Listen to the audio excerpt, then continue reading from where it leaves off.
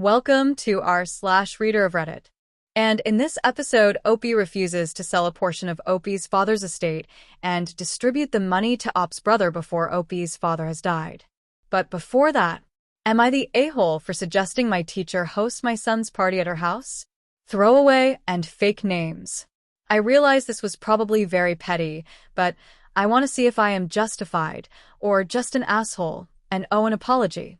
My son Sam had his 9th birthday today, but we're having the actual party tomorrow night, which is basically just a sleepover at our apartment with 2 friends. One is in his class and the other in a different one, same school though. Before my son even got home from the bus, I got a call from his teacher, Lorna, requesting that the party involve all the students in the class. She learned about it because it came up as the class wished him a happy birthday. I at first politely refused, saying that's not reasonable, but she insisted to make sure nobody was left out. I respond by saying that she has no say in who is at my home ever, and that even if she did, my apartment simply cannot accommodate 32 kids and guardians. She says that because other students are involved, she does, and that I should have the party somewhere that can allow all students. I was ready to either hang up or tell her off, but what she said at the end sparked an idea. I tell her, okay, what's your address? And when she asks why, I told that since you think you have a say and you want all your students to be a part, we might as well have the party have her house and request her address again. There's a pause before she says that's not exactly what she meant, and I tell her that no. She wants everyone to attend, so she should be the one to make it work, before hanging up. This is where I probably became the asshole. Out of curiosity, I easily found her address. Her SM is not private at all, and email her. How does this email sound? With an excerpt to the group email chain saying that Lorna has offered to host Sam's birthday party at her home and to come after school to X address. I was not planning on actually sending that to anyone else but her. I just wanted to prove the point and felt I was being sarcastic, but I know tone is hard online. She responded to not send it and to do whatever I want for the birthday. She does not care anymore. When I vented to my husband about it, he called me unhinged, but he agreed with my point. I'll admit, I have a bit of a habit going overboard when I feel wronged and probably went nuts, but I can't believe the audacity of this lady. Am I the a-hole? Next story is, am I the a-hole for not giving back my finances' deceased grandmother's engagement ring? Throwaway account. I, 29 female, am engaged to Jake, 32, male. We have been engaged for 2 years. He has an older brother, Sam, 38. When Jake and I got engaged, Jake wanted me to have his grandmother's engagement ring. Jake talked to Sam, and Sam said since he doesn't plan to get married or have children that Jake should use the ring. I love that ring and love the sentimental meaning behind it. Sam met a wonderful woman, Hannah, within the past year, and they are expecting a child. Once they found out it would be a girl, Hannah told Sam she wants him to get the ring back for their daughter. Jake has already told Sam no. During Sunday dinner last weekend at my mother-in-law's house, Hannah brought up the ring and how it should be given to their daughter, since she would a great-grandchild and I am not related by blood. It became an intense discussion. Luckily, my mother-in-law also agrees with my fiancé, and I. Hannah then asked if her daughter could have it in our will. I said no because it will either be given to our son or our future daughter. I told Hannah to take up her problem with Sam, since he's the one who let Jake have the ring to give to me. Hannah ended up leaving the house crying. Am I the a-hole?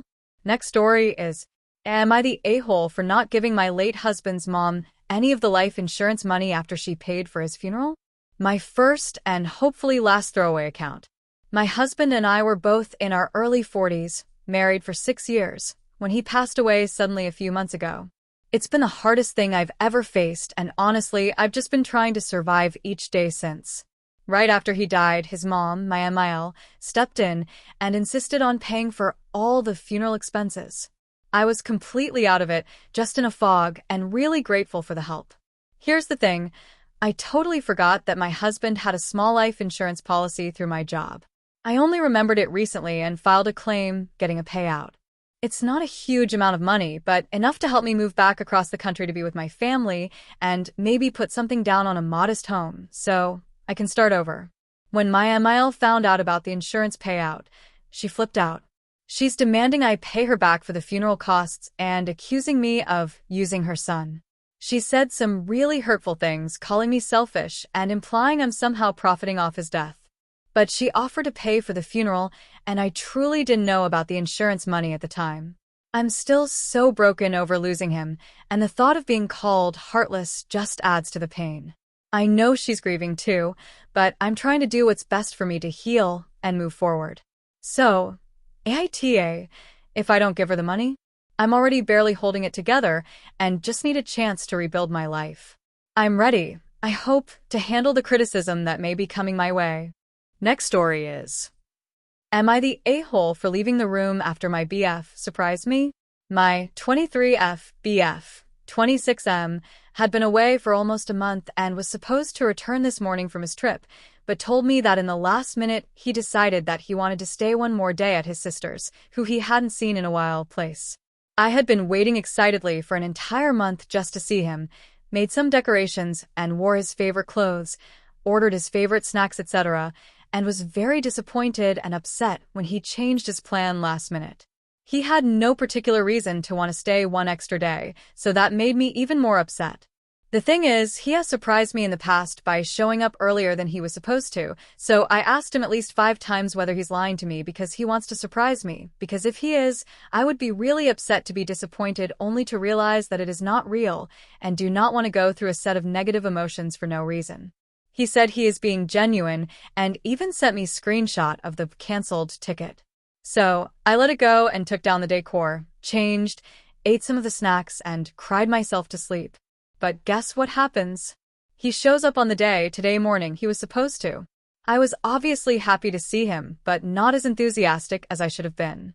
He asked me why I was being somewhat dry and distant, so I explained that I had told him very clearly that I did not want to feel disappointed for no reason, and him telling me intricate lies that made me feel really sad, only to show up anyways made me feel like he did not value my feelings. He got mad and said I was being unreasonable because everyone likes surprises.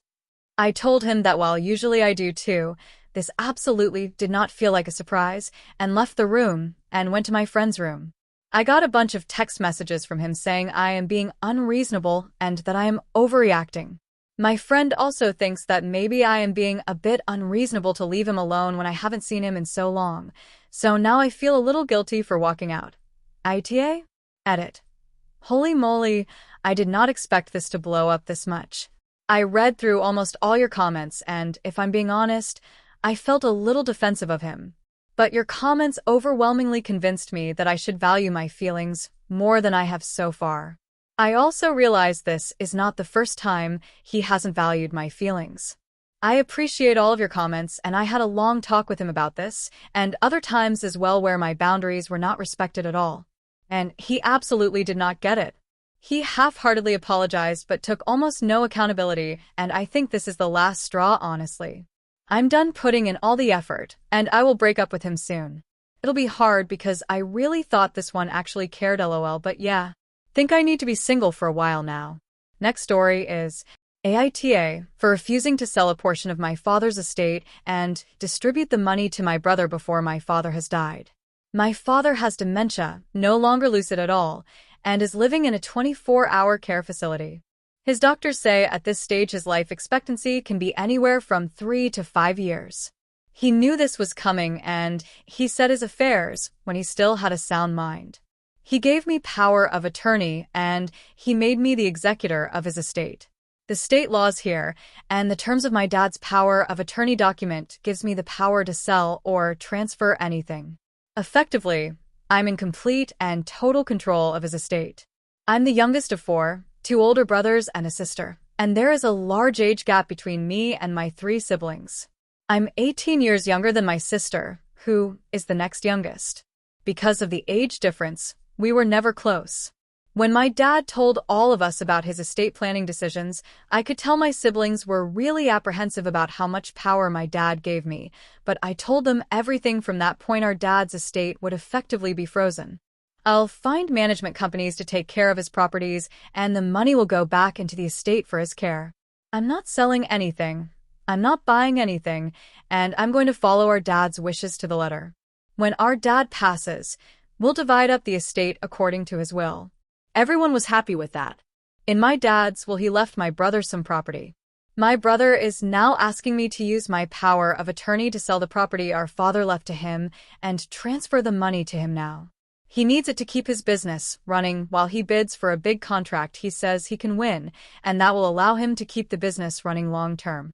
He says the property will eventually go to him, and he's going to sell it, so the end result is the same. It's just a timing issue. I refused and reminded him that I promised everyone I wasn't going to sell anything or make any changes, and I'm not making any exceptions.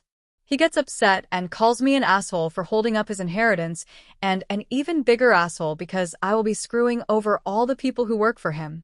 But my dad is still alive. He's not dead, and I'm just not willing to go through his pockets while he's still breathing. My other brother agrees with me, while my sister agrees with my brother. Am I the a-hole?